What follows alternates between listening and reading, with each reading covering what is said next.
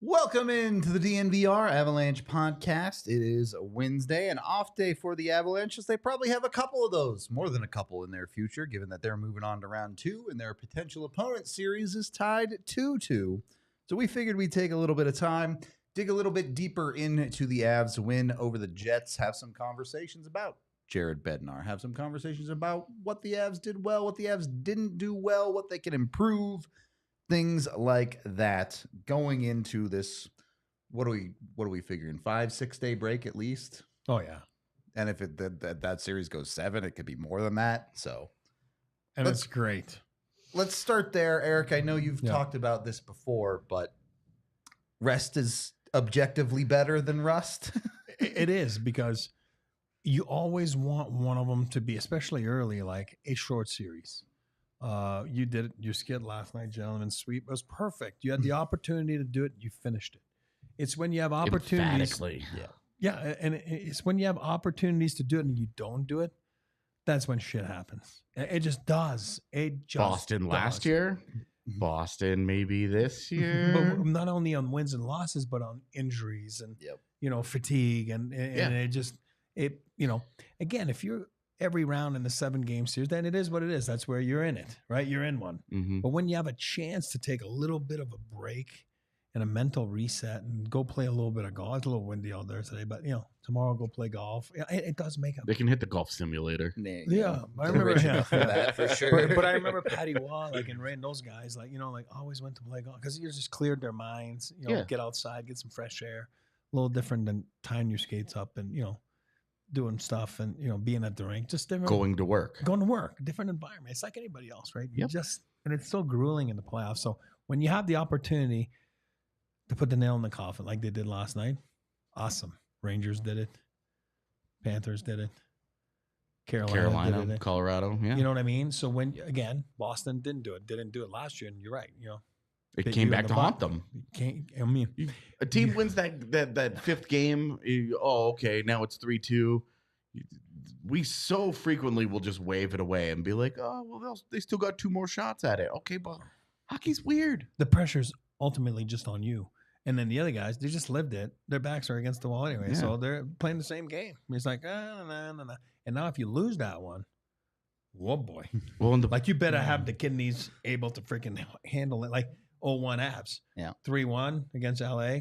Almost blew it, but didn't. 3-2, 3-3, and then play a solid Game 7, right? I don't know about solid, but they did win. Well, whatever. I mean, they played pretty. I mean, they scored on power play. They won that 4-1. A win is a win. A win is a win. It's just like you better be able to have the capacity to handle that, you know? So I think the Boston one is interesting. Yeah. Because obviously what happened last year. Yeah. Oh, it haunts you. And so now you're in this position, but you're going back to Toronto for Game 6. Mm-hmm. And then if they get to Game 7, the Maple Leafs, everybody's expecting the worst for the Maple Leafs. It's who they are. Yep. That is not the case for the Bruins. I agree. And so you start to wonder, that pressure ratchets up a lot. And we talked about this with Colorado Winnipeg, where Winnipeg was the higher seed. They came in as, I would say, still the underdog, just reputationally. Yeah. But the deeper that series as we got into it, when you have the 1-0 lead, then you're down 2-1, and you're like, oh, man, we need this one. We need Game 4. That pressure got so high on them. Game 4, third period, they penalty their way to an embarrassing loss. Yep. And they never recover. They never recovered in the series from the end of Game 3 and Game 4, going into Game 4 and Game 5. I agree. They didn't handle the pressure. It chewed them up and spit them out. And that's what playoff hockey is. Yep. It is. It separates them so quickly. It is, and it's being able, not only within a game, but within plays, like the Avs twice yesterday, right? Push back, boom. But when you lose a game, it's tough to get it back because now you have 24, 48 hours. You were the loser or you were the winner. You can't switch the momentum within 1 or 2 plays. You know what I mean? During the game. So it's like, so the pressure just shifts on you. Just read all the media today. It's all about like, the Leafs are the greatest thing in the world now. Well, and then, I'd go ahead. Finish. No. And then Boston is what we're talking about, right? Last year, and then all of a sudden everything shifts, one game. In the same way that the Jets they faced the same situation this year that they did last year. They couldn't exercise the demons. The demons only grew. Yep. That's it. And they didn't have the right opponent. Right? Let's be honest. Yeah. And yikes. I know nobody is watching the Vancouver-Nashville series because, God, why would you?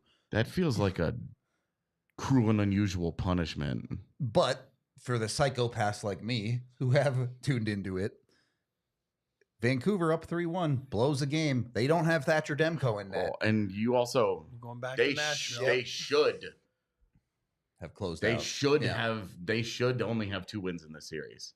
Because they should have lost that comeback. Exactly. And so you're like, hey, they stole one of those games, but now they're going back to Nashville. It's game 6. Yep. Where you at with it? And that market is insane.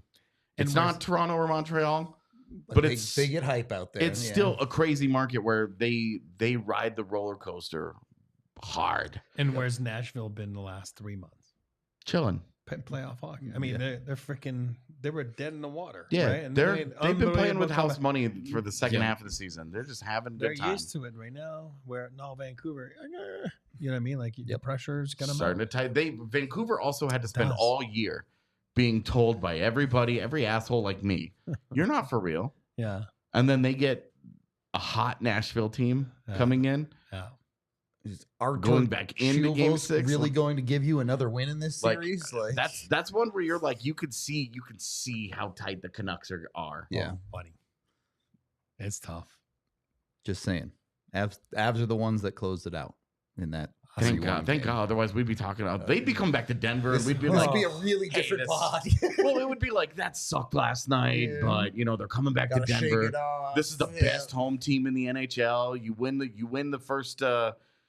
You split in Winnipeg to take control of home ice advantage. You keep it. Yeah. This is why you keep it, and blah blah. Like there would be still plenty of positives to take. Some of these other teams are in some tough spots right now. They are, and I do not envy any of them. You brought up home your games, guys. It's not that hard. Obviously, just win. Winning in the Stanley Cup playoffs, just win. Jeez, dude. That's it. I don't want to make us pick Vegas or Dallas, what opponent the Avs want, because I think we're all in agreement. We don't really care who they get. If you go and listen to the PDO cast that I did this morning with Dmitry Filipovich, he asks me this question, and you will hear my brain snap in half as I kind of walk through each of them and then come to the ultimate conclusion of they're both really good teams, man. Yeah. Like, I don't think there's a better opponent. But what I will say, not asking you guys to pick, if it does end up being Vegas, the Avs have home ice in round 2. True. Does that matter at all to you? Didn't matter. Again, I'm going to use that stupid answer, but I believe in it. I don't think home ice makes a big difference until a game 7 because I truly believe. Do you want to fight right now? No, that's what I'm saying. But I know people don't like that argument, but I do. He probably does. No, I don't want to fight. I love you. I don't want to fight you. I don't want to get my ass kicked. But I'm just saying. I think it makes a difference on a game 7. I think it does. Yeah. Because of the matchups, because of the hype, and because of that, and then again, you have more pressure. Visiting team to me has less pressure because it's, you're on the road and you're just trying to be the villain and, go do your job. And this is kind of why I have enjoyed them being on the road to start in Winnipeg was, all right, they won game 1, but they win game 2. And ultimately you're like, yeah, we split and we're the best home team in the NHL coming back. Now the pressure's on them. I think it flips so quickly because if you lose that home game, if you have home ice advantage and you lose one of game 1 or 2, you chase the series the entire time. Yeah. Because we had it and we lost it. We had it and we lost. Now we're trying to get it back. We're trying to get it back. And I almost wonder if this was liberating for this Avalanche team to be in Winnipeg I mean, that part had to suck. But to win game 2, to split split the first 2, and then after that, the Jets were chasing, and the Avs were like, "Yeah, come get us." But I mean, I heard that today too somewhere. I don't remember where. They're saying like, "Oh, the Avs best home team in the league." Hey, last I checked, they got 2 wins at home, 2 wins on the road in the playoffs. Right. All right. I'm just saying, right? You're right. Everybody's talking about, oh, the Avs were good at home. Regular season is freaking over. Like, it's playoffs. Yeah. It goes for wins and losses on the road. It's for anything. I do believe, though, as a team, they grew in the playoffs because of the middle stats of the world. Like guys like that have never been there. They learned how to close out a game last night, right? Yeah. You can't say it's new to you anymore. You know, I'm using middle stat because I know for a fact, like, he'd never been in playoffs. And I don't even know about Duhaime or Duhaime had Trenton Nashville. Trenton had Nashville. Yeah, he played against the Avs. Yeah, he was great. Really good in that series. Exactly. I'm just saying, but it's for some guys, it's like game 2. Yep. You know, Woody. I don't know. I don't think he did in Jersey. And he was scratched. He was a healthy scratch last year. Yeah, I'm just saying, you're growing as a player. You're learning how to close out team, put teams behind you on the road. So, you know, I think this is a meaningful thing, though, is because the Duhaime and Trenton experiences, they were on the back foot in their series. Yeah. They were not a team with expectations. They're not closing stuff out. They were not a team that had guys in their locker room, a lot of guys in that locker room who'd walk the walk. They were not playing for organizations that held themselves to a championship caliber standard. They were playing for organizations hoping to find it. And now they're in Denver playing for a team that won a Stanley Cup 2 years ago, where they're like, we're about that life. There's a certain way to go about it, and how you respond to it says a lot about who you are as a player. I don't think Duhaime's responded to it very well. I don't think it's been bad. No, certainly not the way Trenton has. Well, and because you look at how Trenton and Middlestat, their games have elevated. Yep. That's what you're looking for. You're looking for the guys who relish the prospect of walking through that fire. That's how you climb that mountain. How's the minutes for Duhaime and PK? I didn't even look. Very low for Duhaime, yeah. And that's why it's like PK, what it does, if you're not playing a lot, it gives you that minute or two here. Get your legs out a little bit, yeah. It makes a big difference. Gets your heart going. So if you're not getting out there, it's like Cogs is getting a lot of those minutes, right? Where Duhaime was getting more in the regular season at the end. Remember, he was really good in PK. So he was really good. I think you have to find a way to, again, it's early. It's the first round. You're hoping it's 4 rounds. Sure. He's going to be needed at some point on the PK at some times in a game. But I think that's if he could just get a couple more minutes, yeah, it just gets you going a little more. Well, the only way that you would start having a conversation either about bringing Brandon Duhaime out of a lineup is if Gabe Landeskog got healthy. Yeah, or Jonathan Drouin at the end of the second round. Those are the only ones. So like Duhaime can work his way through some of that and be like, okay, reset, round 2, let's go. And I think also he's going to have a chance. He's going to have to be better. Yeah. Because the fourth line is going to have to take serious matchups against Dallas or like Vegas. Heavy. And exactly. When you're kind of looking at that hierarchy right now, number 1 guy out of the lineup is going to be Kovalenko. That's just the reality of whether it's Kiviranta coming back. As soon as Kiviranta's healthy, and then Kovi's out. Probably Duhaime next. Yeah, if you get both Drouin and Landeskog. Well, I'm saying if you get Kiviranta healthy and you get Drouin at the end of the series, who's coming out of the lineup? I mean, my default would be Kivy but I want to see how he continues to play. If he plays like he did those first 3 games, of course. He's not coming out. I'm telling you. Obviously, right? Like he was aces. He does have to keep that up. It's a fair point. Because you did see the last 2 games, both Ross Colton, Miles Wood, their level dropped a little bit. Mm-hmm. Kiviranta, it's all flowers. It's all good feels because didn't have the drop. He didn't experience the drop. But how much of could it become the adult? Like, that's the scary part about it. I never saw that coming. I'm the one that's been bashing him all year. I'll have to admit. I don't think he's been too well liked on this entire set. I just thought it was blah. Yeah, I mean, like, how do you do? It felt like he was keeping That's himself it. in the lineup because most of the regular season, the Avs' fourth line was just kind of bad. Yeah, I Yeah, didn't and there see was that always like coming. one guy that was hurt here or Yep. there, you know. I didn't see it coming. I have to yeah. admit. So he's been great. I can only give him flowers, but he's been great when he's been in. Right? Yep. Obviously, And as soon as he comes in, he has to play his way out of the lineup at that point because he was so good those first again, 3 games. we talk about gaining trust, but And he he gained makes- trust, right? You're in a hostile environment. He plays great, with Yeah, those guys. He's and- gained plenty of trust. He makes No. one play like Kovalenko did in the third period of last game, and that trust is gone. Yeah, but he hasn't the made that reality. play. No, exactly. exactly. That's I tough, know. I know man. what you're saying. Yeah, but that's life in the NHL as a fourth liner. It's just the way it is. Also, it's the Stanley Cup playoffs, and It's you're trying to okay, chase down a Stanley yeah. Cup. Like you're not messing with. Well, he's a young guy, just give him, just keep feeding him minutes and let him. No, you need guys that you trust, and right now, unfortunately, Nikolai Kovalenko's not there. And you talk about high end. I hate talent. it, but You're talking about high end talent. Let's say compare, I don't know, Mikko and Scheifele.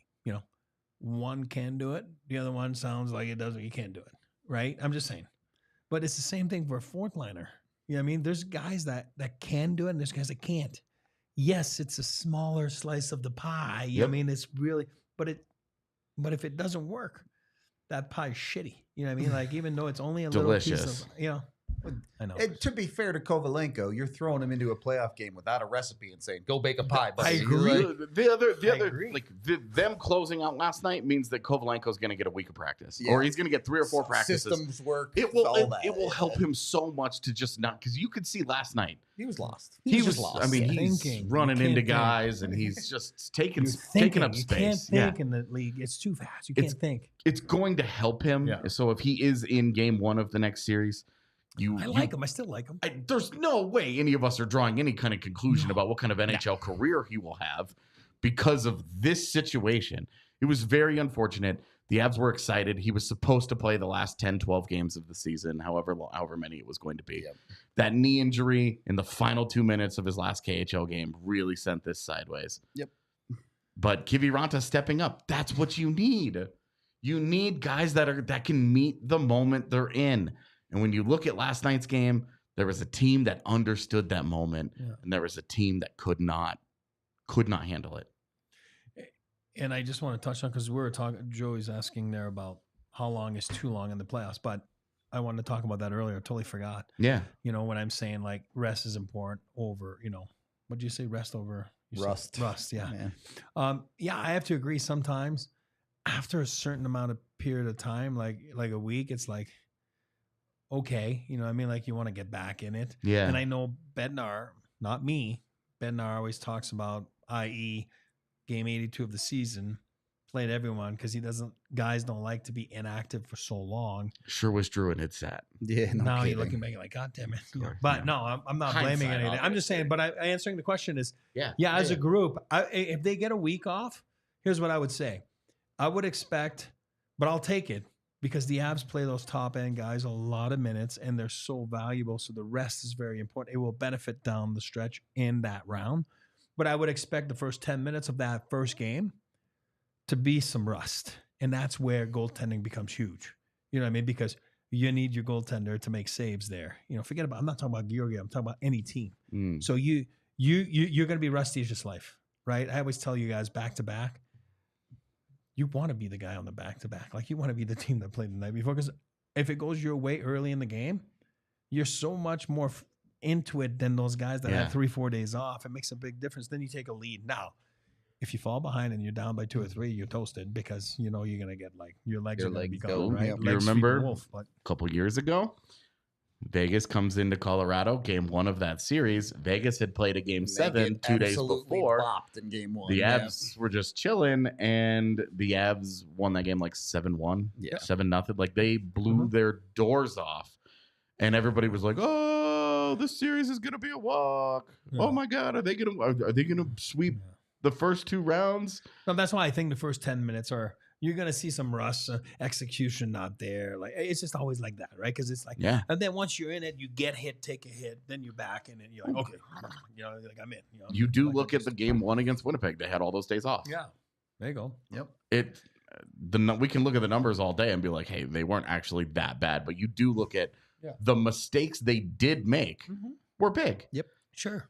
That's and you absolutely had a rusty goaltender. I'll call him a rusty goaltender now because what he did after that, he figured it out for sure. Yeah. There were 5 games. There was one major anomaly. Yep.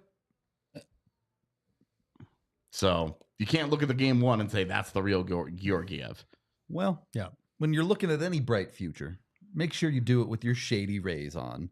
You can get ready for round 2 with quality shades built to last. Our friends at Shady Rays have you covered with premium polarized shades that won't break the bank. Shady Rays is an independent sunglass company that has been rated 5 stars by over 300,000 people. They have hundreds of options to choose from. Of course, they've been with us before. We all love their stuff. Great sunglasses all the way around. You can find something great for you. Go get yourself some Shady Rays today. Even if you don't love the shades, they have a 30-day worry-free return policy. If you don't like them, you break them, or you lose them, let them know. They'll replace them in the first 30 days. Are the ones on that ad the ones that you have? I think I have they're the blue tinted, but yeah. Nice. Yeah, the Kenny Power sunglasses. Yeah, exactly. My man. Go get yourself some Shady Rays exclusively for our listeners. Shady Rays is giving out their best deal of the season. Head to shadyrays.com. Use code DNVR to get 35% off their polarized sunglasses. And again, rated 5 stars by over 300,000 people. Go try them for yourself with that DNVR code. Once you've got your Shady Rays on, make sure you're taking the playoff plunge with Circa Resorts and Casinos. Wish we could do that in this hot-ass room right now. No kidding. A jump into stadium swim would be primo. I don't think they would want to see us do the show no, swimsuits, but probably not. It'd be fun to do it from the pool while fully clothed. I don't know. Where's my man James? He pays a lot of money to see me with a swimsuit on, probably. Go book your stay with Circa at circasports.com. Use code DNVR20 to get 20% off your stay. You get Stadium Swim with their beautiful pools and a 90-foot television. You get a 3-story sports book where you can watch all the sporting playoffs in the world. You get tons of different options when it comes to Circa. Whether the Avs play Vegas in round 2 or maybe you're going to the NHL draft at the Sphere. Anytime you go to Vegas, Circa is the place to stay. They're an adults-only casino. They check IDs so you don't have to deal with all the little kids running around. They have over 7,000 square feet of casino space. It's just an awesome place all the way around to stay with Circa. So again, use that DNVR20 code and book your stay at circasports.com. Second period of the DNVR Avalanche podcast. We got a little bit more information after our podcast ended the other day. Jared Bednar talked about Jonathan Drouin, gave us a timeline of about 4 weeks for expected recovery. Tomorrow would be exactly 2 weeks from game 82. If the Avs get lucky, Dallas-Vegas goes 7. Yeah. You're maybe looking at the start of that series around 3 weeks out from Jonathan Drouin's injury.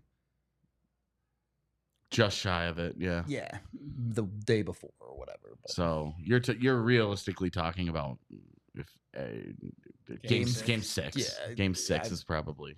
If everything goes perfect, maybe you get him for like game 4. Yeah, I mean if things move faster than right, but realistically, probably not going to have very much impact on this second round series. Excuse me. My question though. As someone put up a ways in the chat, in a world where things go the Avs way, they get Jonathan Drouin back. In a world. Where do you put him in the top 6? Because obviously your top 6 has been nothing short of nails. And the obvious answer is that Parise, Duhaime, whatever spot as the 6th guy. That's the answer. So you don't worry about putting him with someone like Middlestat, despite them being 2 passy types? Nope. Okay. All good. For right now, I'm good with it. Val Nichushkin scoring goals like that, when in this hypothetical, we're 4 or 5 games into that series, so we will have 4 or 5 games more information on how these guys are working and what the matchups are dictating. So it's hard to say right now because at any point you could always decide to swap Lehkonen and Nichushkin if something's not working, or you could put Parise back up on the top line and put Nichushkin and Lehkonen back there. There's lots of different things that they could decide to do depending on how it's going.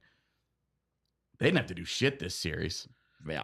Just let it ride. After starting in cooking. game 2, when they swapped Nichushkin and Parise, they were just done. Yep. That was it. Adjustments over. Thanks, Rick Bonus. Everyone was cooking. I mean, honestly, I'm not trying to be like for real. But it was But- like, whoa. Still, you look at Zach Parise. Zach Parise played on that second line, played well. There were good moments. There was this, there was that. And he had 2 goals. Yep. One of which came when he was on the ice with the 4th line. Yep. Yeah. Just fine. So, to me, he was the most he's for sure. still the most replaceable guy in that line. To be honest, not even that close. Yeah, and then you have to find a home for him somewhere in your lineup, and that's what those several games of information will give you. Yep. All right. Is Kiviranta playing up to that level? Is Kovalenko improving at a rate fast enough? Yeah, fair enough. You know, because if Kovalenko comes out with his hair on fire and that third line goes back to crashing and banging and scoring goals, Yeah. just get out of the way. You just let success be success. If that's, you know, it seems unlikely that's going to be the case. Yep. So, you know, you just move guys around as needed. And Jonathan Drouin was so good at the end of the year. I would just start him back where he was. Sounds good to me. You know, and if you want to put him next to McKinnon because they have had that magic together, cool. Also cool with me. He had turned himself into such a quality two-way player by the end of the season. It's true. I'm good with it. Now, similarly, he hadn't played in 4 weeks, and he's coming into the Stanley Cup playoffs at the end of a series. You got to skate. You got to practice. You know, getting him into a game, you might put him on that third line to start and just see how he's responding to it. Yep. If he's got that jump right away, put him in your top 6. If he doesn't have that jump, then he works his way back in a more Shelter bottom him a 6 little kind bit, of role. yeah. Yeah. and then usually, like I tell you guys, I mean, it sounds stupid, but it's real. When you're in that spot, let's say in that third line spot, you're playing against 5th, 6th Ds usually, right? You know, give and take.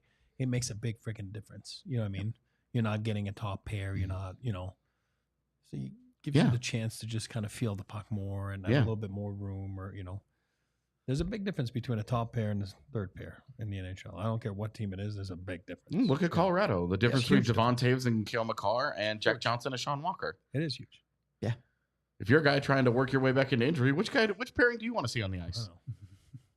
Not complicated. Do you want to see Hedman or you want to see whatever they have on the third pair now? Those Like, guys that I've never heard of. That's what I'm saying. Yeah.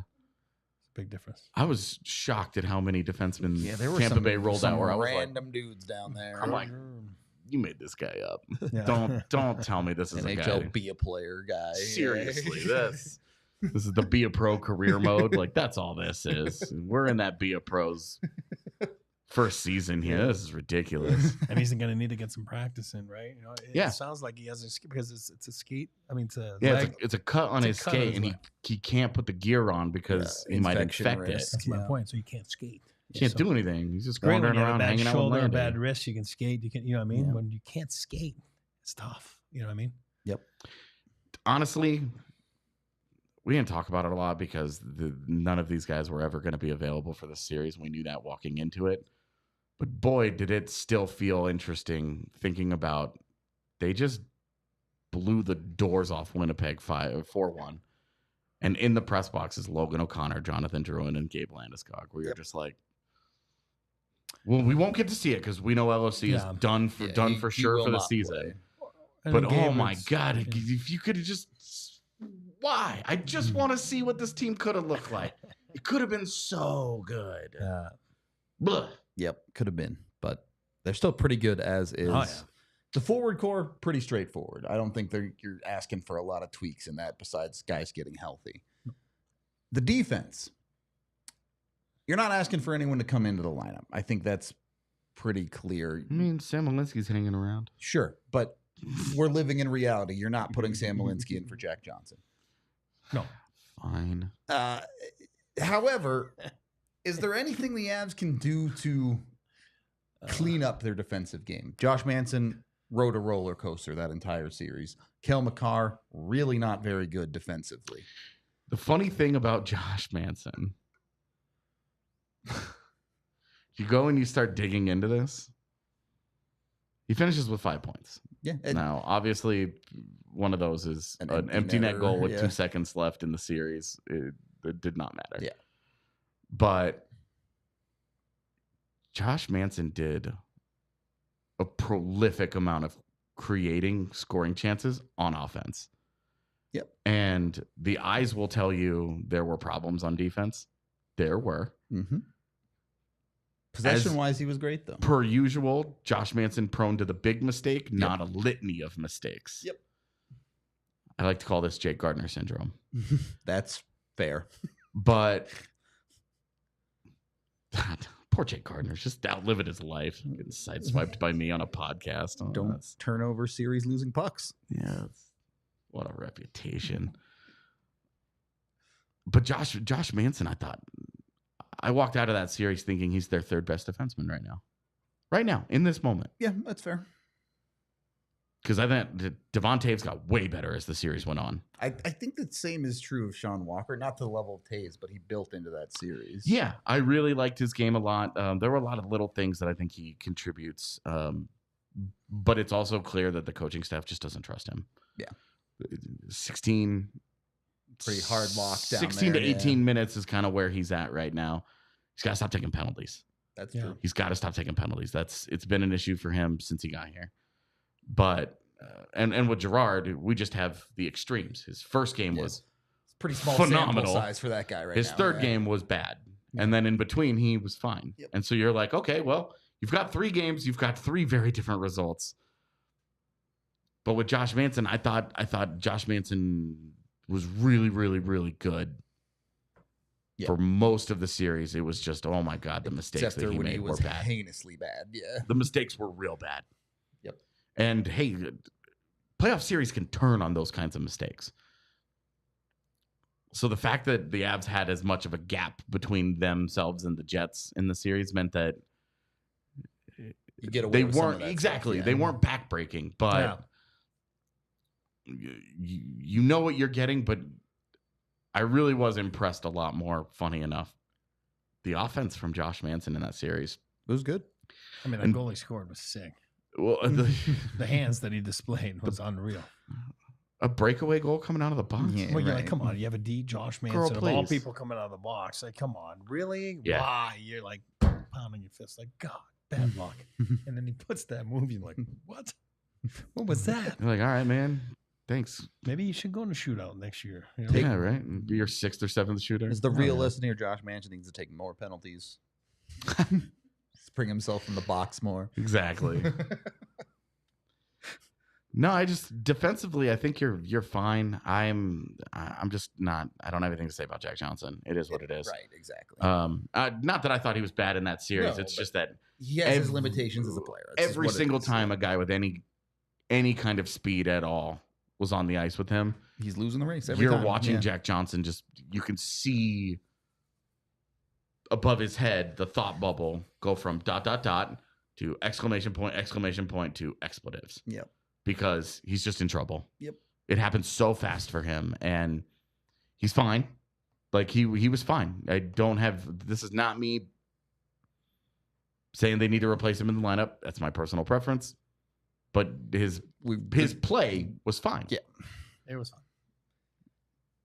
It was fine. So and the rest of it was, Cale Makar defensively was not very good in that series, but offensively was dynamite. Maybe the best player on the Avs offensively. Right. Dynamite offensively. And, you will live with a little bit of that when the offense is that good. Yep. This is not Tyson Berry where the offense is good, but gives it all away on the other end. Exactly. Where you're like, you kind of end up in the middle here. But with Cale Makar, the offense is like, hey, man, this guy finished with 9 points. It's another planet. Yeah.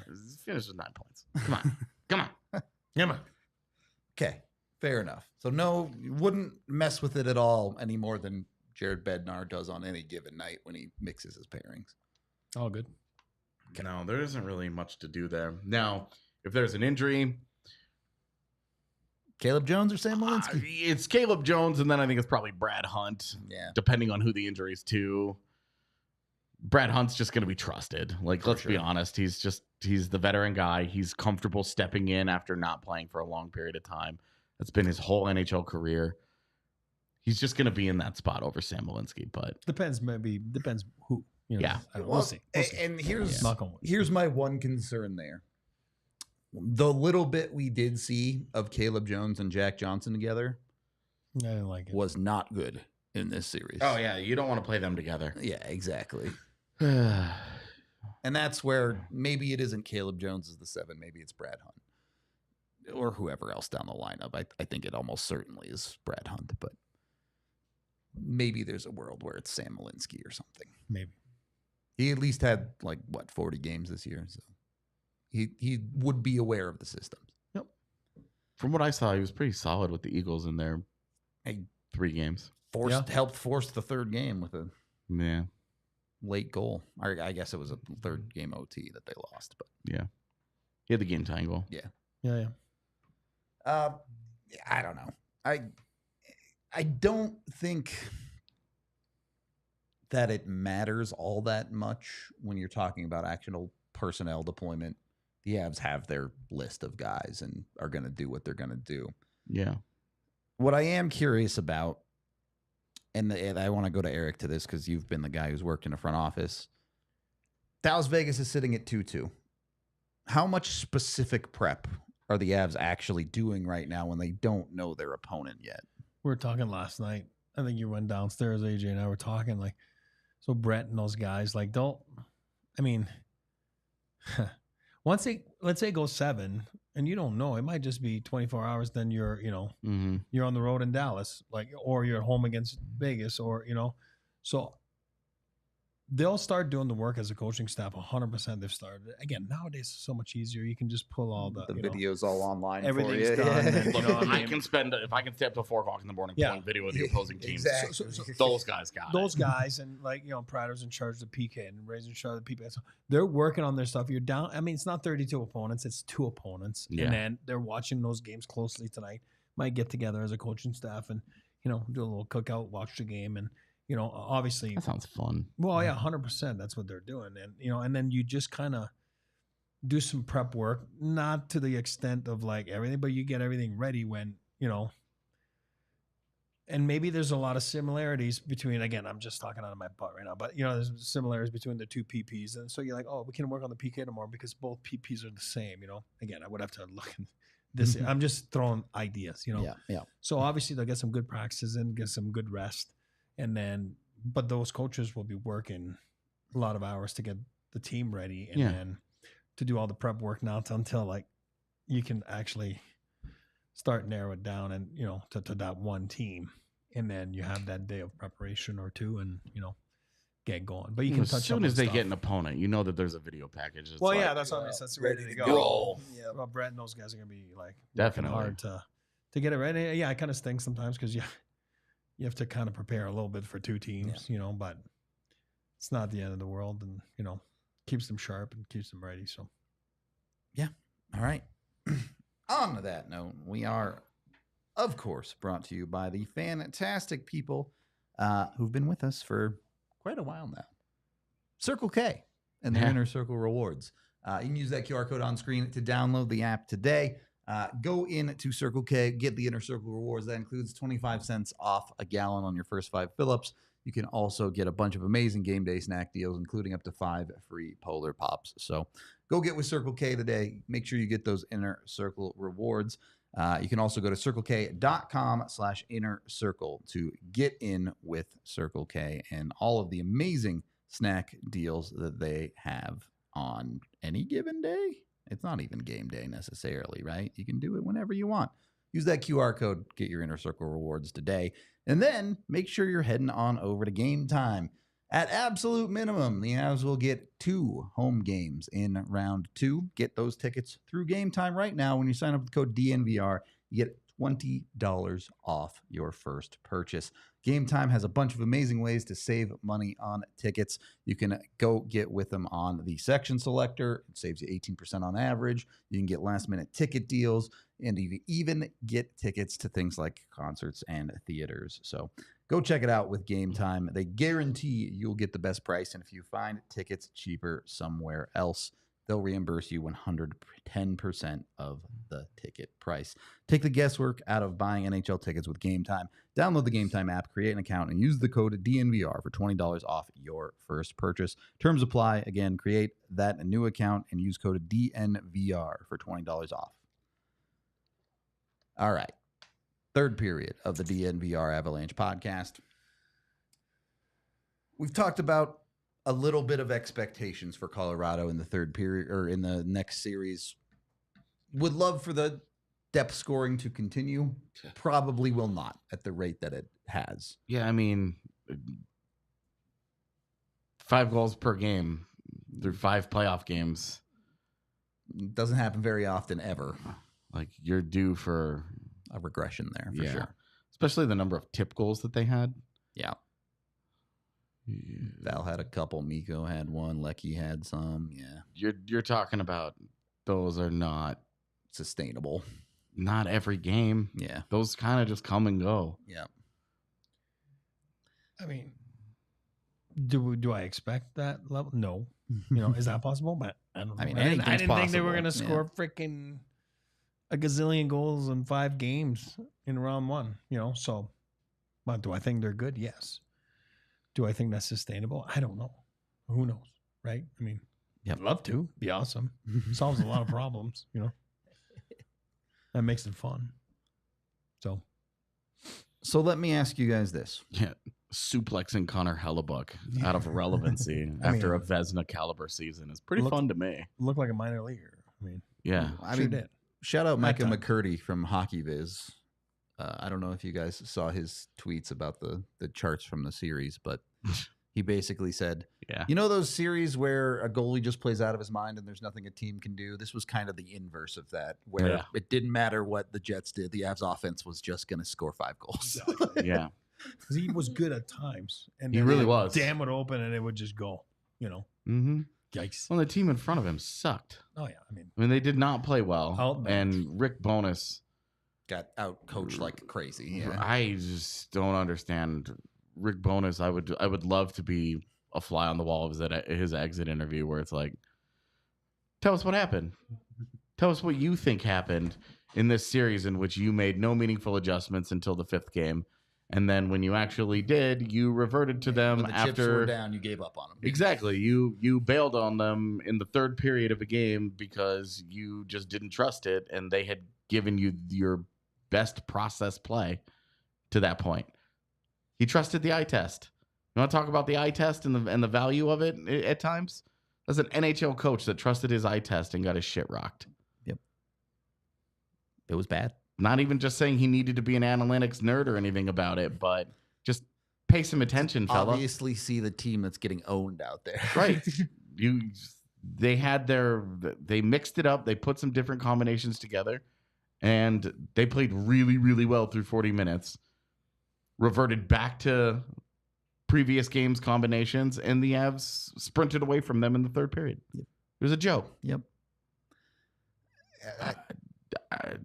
To me, it's an embarrassing coaching performance. A fireable offense, in my opinion. Absolutely fireable. And I told Dimitri this morning. I said he should be unhireable. If you're a coach looking, or if you're an organization looking to hire a coach that can do more than just change a culture or something.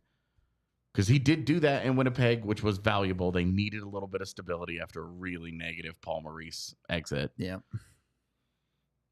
But in terms of trying to get him through a playoff series, Jesus. It was so bad. 2 years in a row, they've had embarrassing playoff exits with him at the helm. Too many good coaches unemployed right now to keep running it back with the guy that just had that kind of performance. Yep. No, I think there'll be a change there. Yep. On the Avs side, though, you're looking at this 6-day break, whatever, 5-day, maybe it's 9-day if the series goes 7. You're looking at that series. Forget whoever they play. The Colorado Avalanche themselves. What's the number one thing this team needs to work on? PK, brother. PK. Which was so good. It's amazing when you lose it, then you lose it. You know what I mean? Like they freaking really lost it down the stretch in this round. Yep. It was very subpar. I mean, whatever, right? It was good enough because their power play was unreal good in this series. But All right. Work So on it. They some can work special on it. teams work But in practice. But they have a good PP to work against in practice. That's true. And they work hard all the time because they Yeah. do. The PK guys make it tough on because they want to make it realistic, right? Yeah. You know what I mean? So It's not very meaningful work otherwise. yeah. True enough. All right. Special teams then. Yep. You're looking at that PK Special side players. of it. Special players. Oh my God! Stop. When you look at that, we've talked about some of the usages before. Oh my God! Can they do that on their penalty kill? Yeah. Are they going to start calling? Spread your wings. Start calling plays off the face-off. I swear. They get Yakov Trenin in the face-off circle, and he just shouts, Tuesday, Tuesday. I bet he wins that I'm face-off. buying his jersey. Are there any rules against like talking when you're taking a face-off? Oh no, you can do whatever you want. Yeah, so just start. You mean that you think Nazem Kadri used to take face-offs quietly?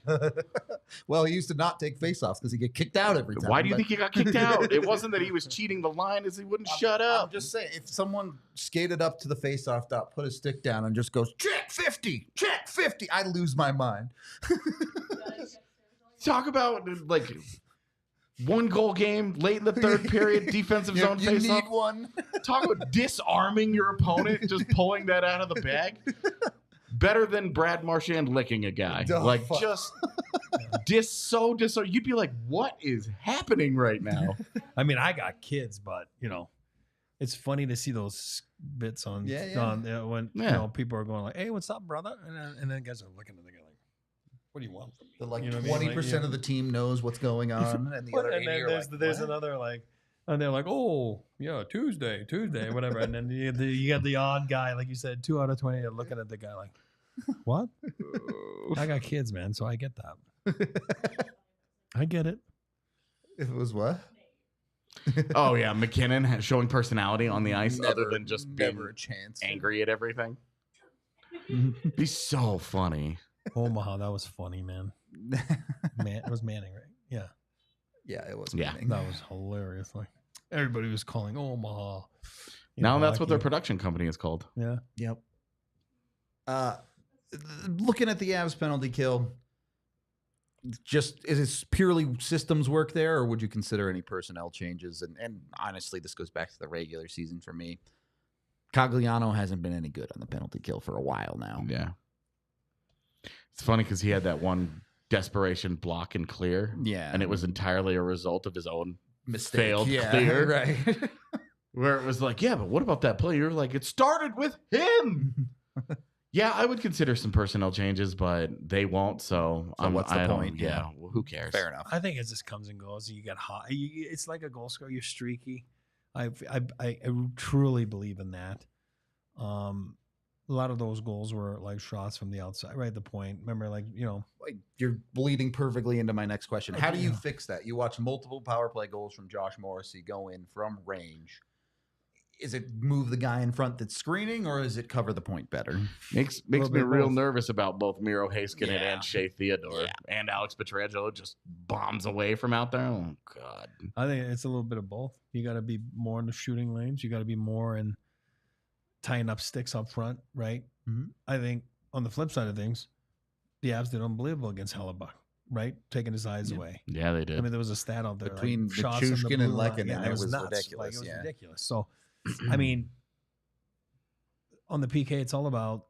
I always say it's all about pistons, right? It's just stops and starts. Yeah. There's no turn because that half a second that you're turning instead of stopping, that puck gets through. You know, it's all about sacrificing. It sucks, but it is.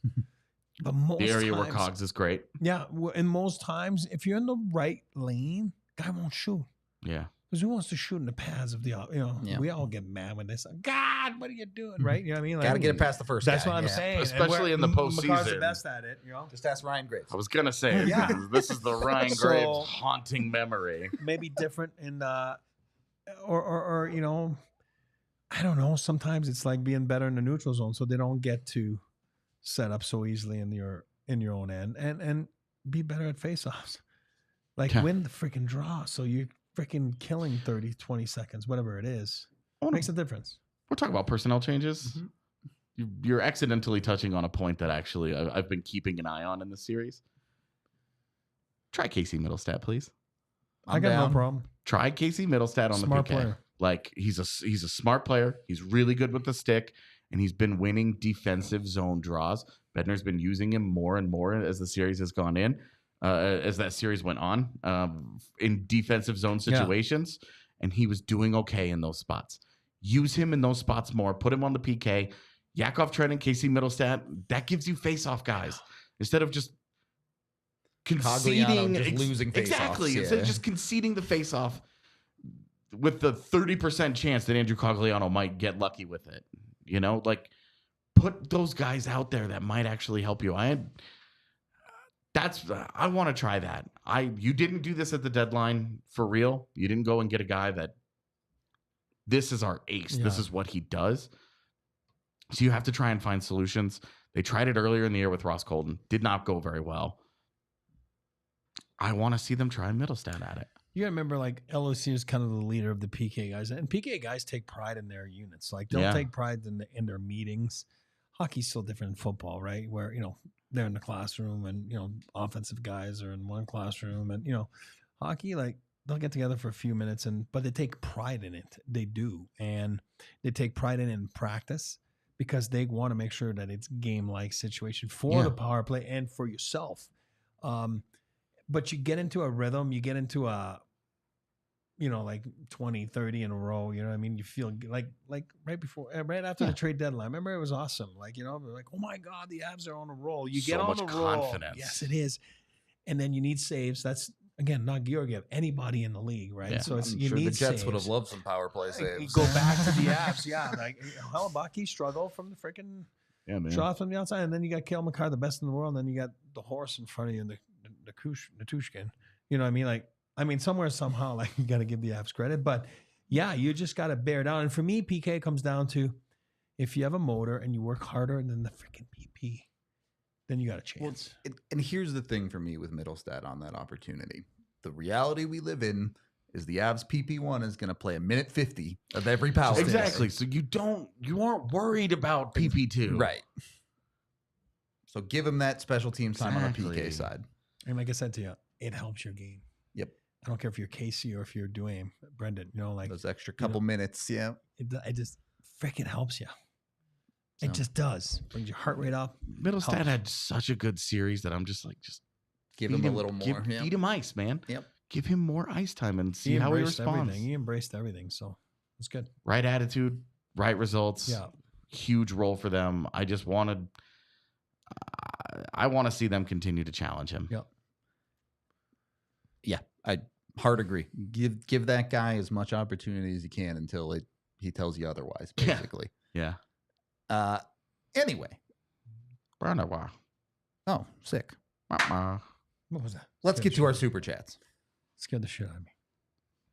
That was big Wednesday energy on that. It really was. It really was. 200 check bucks from Daniel, who says, huge kudos for Eric and Rudo for predicting the outcome. We do have that graphic. Should we bring it up? I mean, I picked the Avs to win, but Eric was really the well, it was one off from you. That's it. You were bang on, buddy. No, what I liked about my prediction is I said, hear me out.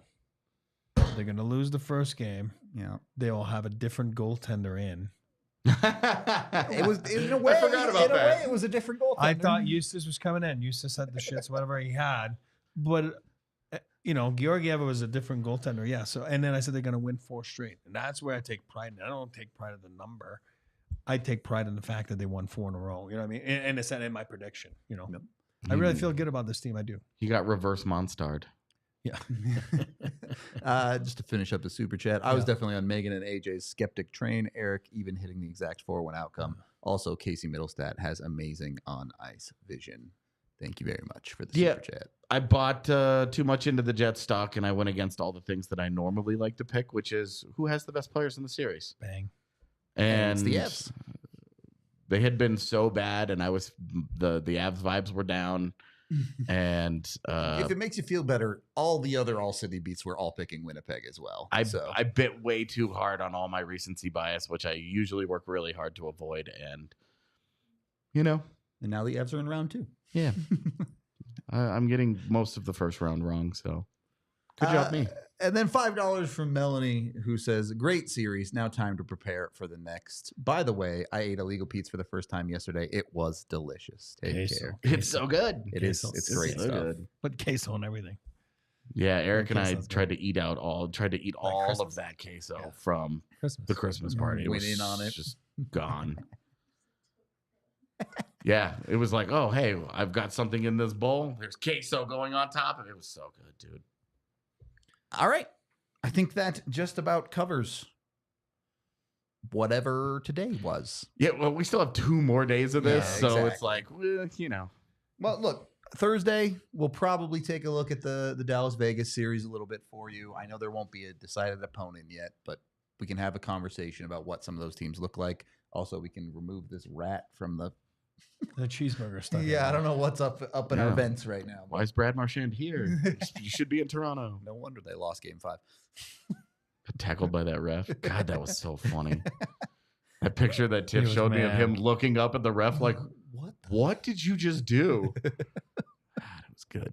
It was good. All right, we are going to get out of here for today. Join us tomorrow at 2 p.m. same time. We appreciate y'all, and we'll talk to you on the next one. We all silly like the mayor.